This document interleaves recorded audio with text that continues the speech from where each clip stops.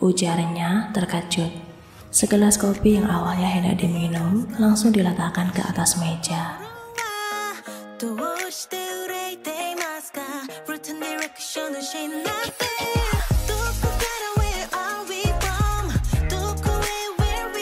Tuan John lantas berdiri, mengedarkan arah pandang ke putra keduanya.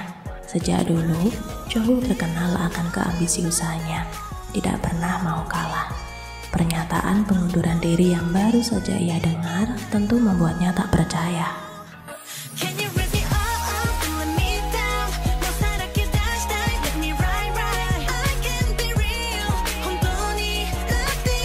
Yang ditanya mulai mengangkat wajah, menatap penuh keyakinan ke arah sang abah.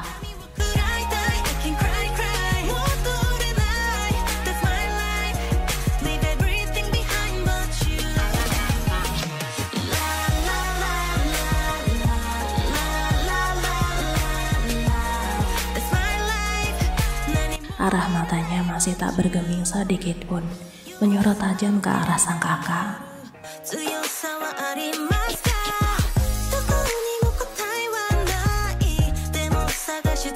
Taehyung menyeringai. Sebentar lagi ahli waris keluarga John akan jatuh ke tangannya. Seutuhnya, Tuan John tidak bisa lagi berkutik melihat bagaimana kedua putranya saling menatap. Ia yakin telah ada suatu hal yang terjadi.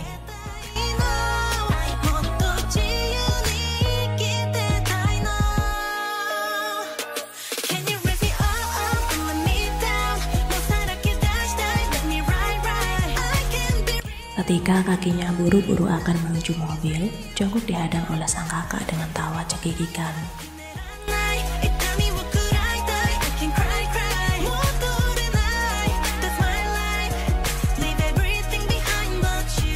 Beberapa minggu yang lalu, ketika Taehyung memergoki adiknya dengan Yeon, saat itu pula Taehyung berjanji tidak akan melapor kepada Tuan John, tentu dengan satu persyaratan. Wah, ayolah, Taehyung tidak sebaik itu. Tentu ia akan meminta hal besar terhadap adiknya untuk tutup mulut. Dan hal besar yang ia inginkan adalah Jongkook mengundurkan diri sebagai calon ahli waris.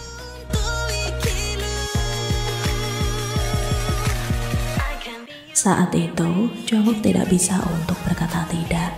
Yang ada dalam pikirannya hanya ada satu hal. Hubungannya dengan Yeon tetap tidak bocor sebelum ia sendiri yang mengungkapkan. Dan tanpa pikir panjang, pria itu menandatangani sebuah surat perjanjian bahwa ia akan mengundurkan diri sebagai calon ahli waris.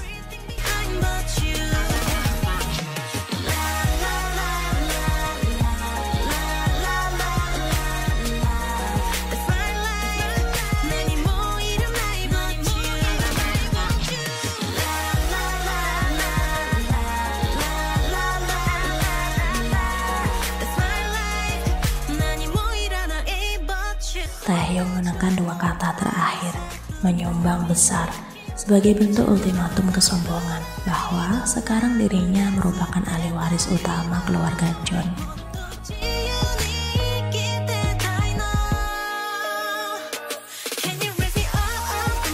Setibanya di rumah, Jongkook langsung mengemasi seluruh barang miliknya dan sang nenek, karena tepat hari ini ia akan memboyong semuanya ke Busan.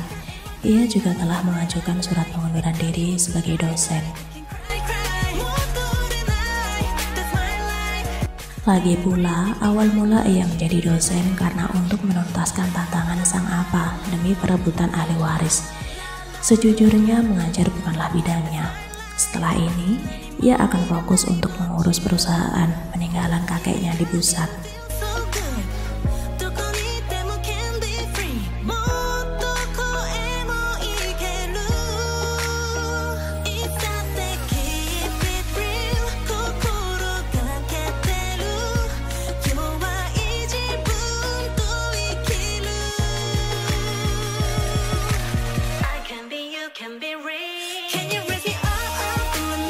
Walaupun perusahaan sang kakek tidak sebesar milik Tuan John, namun jangkauan pasarnya telah merata hingga seluruh Korea. Bahkan tahun lalu, perusahaan itu berhasil meraih predikat sebagai perusahaan paling dibanggakan untuk bekerja oleh masyarakat Korea, utamanya Busan.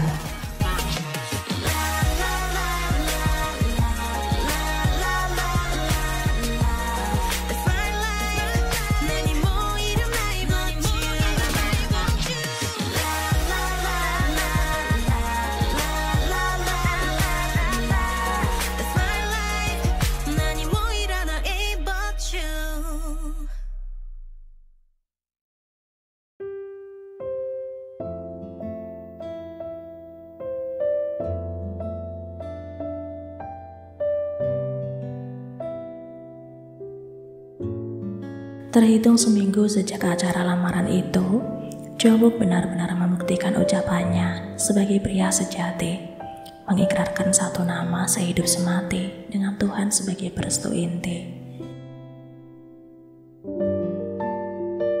Prinsip yang semula bulat mendadak sirna. YN yang berencana ingin menikah setelah lulus kuliah pada akhirnya hanya tinggal rencana, karena tepat hari ini dengan senang hati gadis itu menerima sumpah suci dari sang tercinta. Tubuh rampingnya dalam balutan gaun pengantin berwarna putih tulang dengan taburan berlian. Gaun yang melekat di tubuhnya adalah hasil dari desainer terbaik negara ini, membuat penampilannya sangat sempurna, terutama di mata sang tercinta. Melihat gadisnya berjalan ke arahnya, maka dalam detik itu juga segala isi galaksi ingin sekali rasanya Jongwook persembahkan sebagai mahar termahal untuk pengantinnya.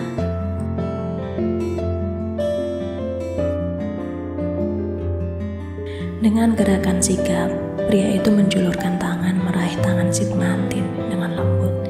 Lalu diciuminya punggung tangan yang terlapisi kain brokat itu penuh damba.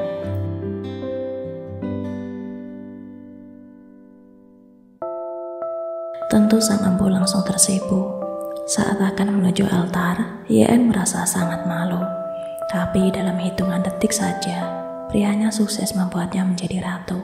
Hilang sudah rasa gemetarnya.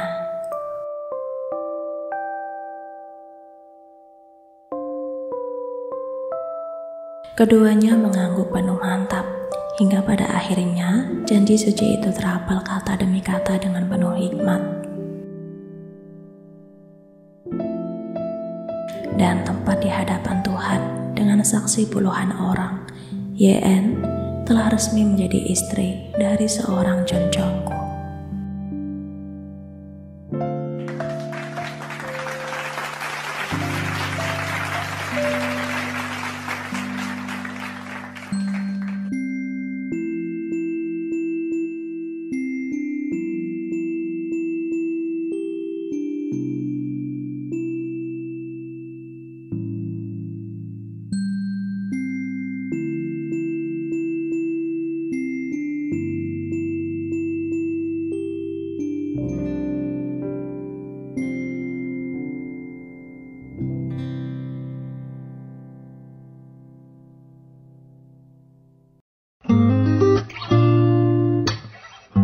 Usai acara akad, Jongwook serta YN digiring menuju tengah tamu.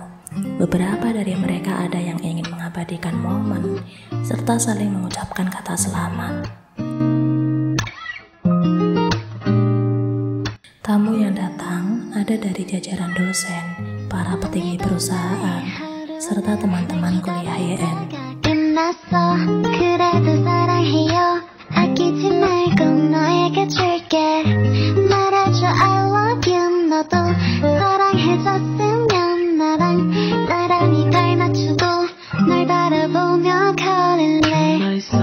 Sindir Jian dengan nada tertawa kecil. Di sampingnya terdapat pula seorang pria, merupakan suami dosen cantik itu. Ya, Jian telah menikah bahkan telah dikaruniai seorang putri. Suaminya bernama Lee Jong Suk. 언제쯤이면 볼 수 있을까 누구도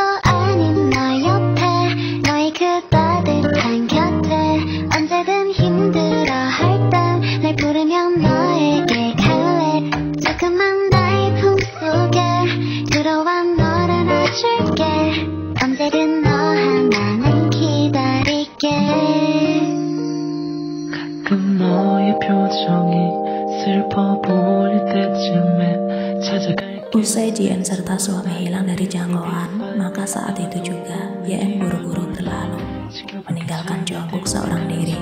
Jangan lupakan, wajah gadis itu memerah seolah menahan sesuatu.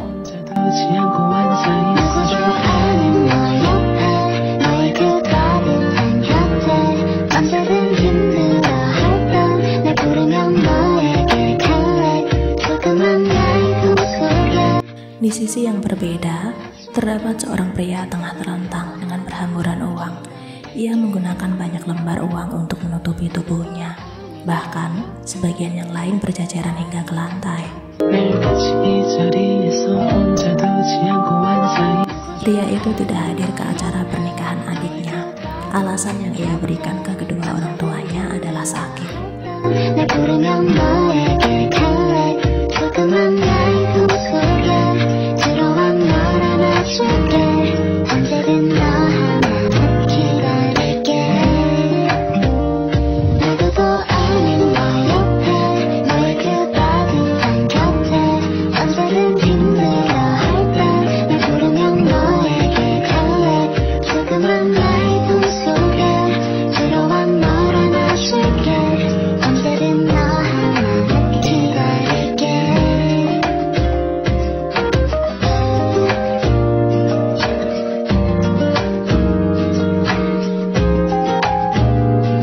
Lagi dan lagi ia menangis, jauh di dalam lubuk hatinya.